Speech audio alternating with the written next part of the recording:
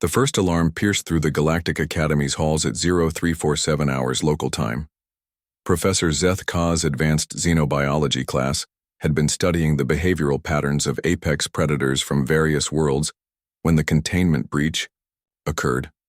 What should have been a routine educational session became a fight for survival in the span of 17 seconds. The Vorthak pack had been the crown jewel of the Academy's collection, 6 specimens of the galaxy's most feared hunters. Native to the death world of Krell 7, these creatures were 8 feet of pure killing instinct wrapped in chitinous armor.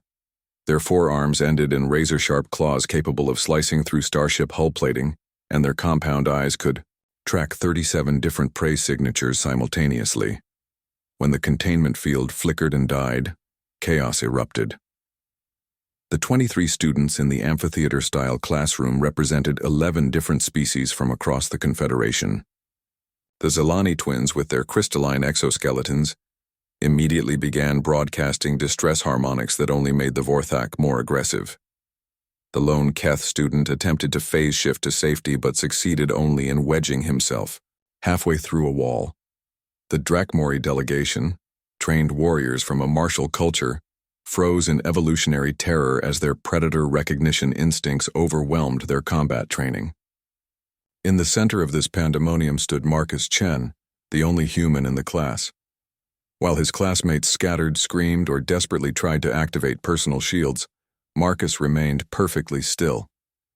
His brown eyes tracked the lead Vorthak as it emerged from the shattered containment unit, its head swiveling to assess the buffet of prey before it.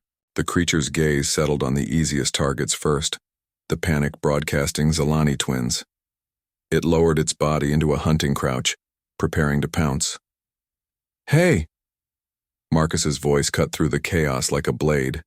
The simple sound made every being in the room pause, including the Vorthak.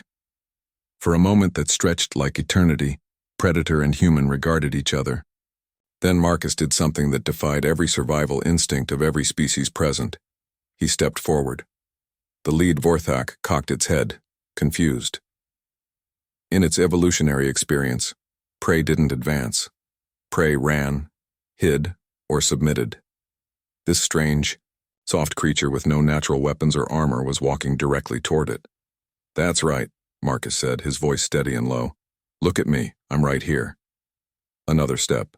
The other 5 Vorthak began to circle, drawn by their pack leader's focus on this anomalous behavior.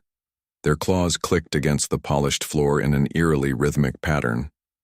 Professor Zeth Ka, pressed against the far wall with his students, whispered urgently into his communication device, "Security breach, Xenobiology Lab 7. Multiple Vorthak specimens loose. We need immediate—" "No," Marcus said without turning around, somehow hearing the hushed conversation. "Tell them to wait." "Human, you will be killed." The Drakmori.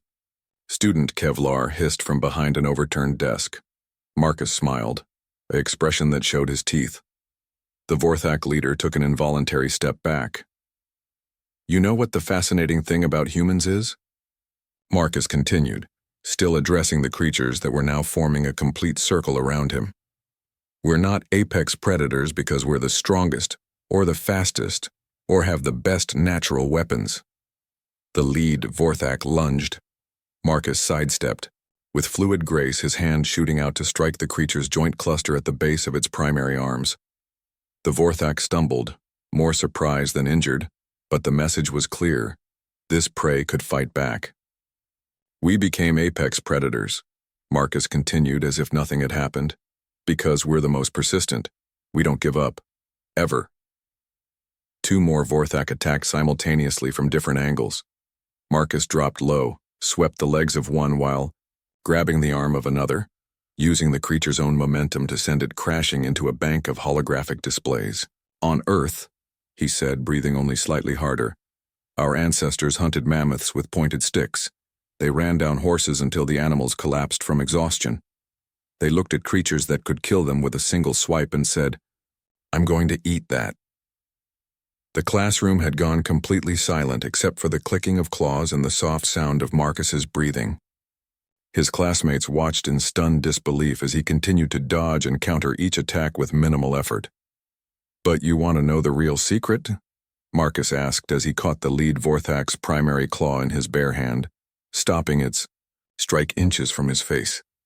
The creature strained against his grip, compound eyes wide with something approaching confusion. We're not the scariest predators on Earth. We're not even close. But everything else, the bears, the sharks, the big cats, the wolves, they all learned to stay away from us. You know why? He released the Vorthak's claw and stepped back. The creature, despite having every advantage in size, strength, and natural weaponry, didn't immediately attack again. Because we don't hunt for food or territory or mates. We hunt for the simple reason that something told us we couldn't. And that, Marcus said, his smile growing wider, makes us the most dangerous thing in the galaxy. The lead Vorthak's head tilted, its compound eyes studying this strange prey that wasn't prey. In its simple but effective brain, survival instincts warred with hunting protocols. This soft creature had demonstrated it could hurt them, had shown no fear, and worst of all had clearly marked them as prey rather than the other way around. For the first time in their evolutionary history, the Vorthak pack experienced something their species had never known: uncertainty. Now, Marcus said conversationally, you can either go back to your containment unit peacefully, or I can show you what a really frustrated human looks like. Trust me, my classmates haven't seen anything yet. The lead Vorthak made a low, rumbling sound, not quite a growl, not quite a whine. After a moment, it turned and padded back toward the broken containment unit. The other 5 followed, shooting uncertain glances back at the human who had somehow made them doubt their place in the food chain. As the emergency barriers sealed the temporary containment area, Marcus finally turned to face his classmates. They stared at him with expressions ranging from awe to terror. Human, Professor Zethka said, his voice barely a whisper. What are you? Marcus shrugged and returned to his seat as if nothing had happened. Just a guy who grew up on a planet where everything was trying to kill us. You learned to adapt.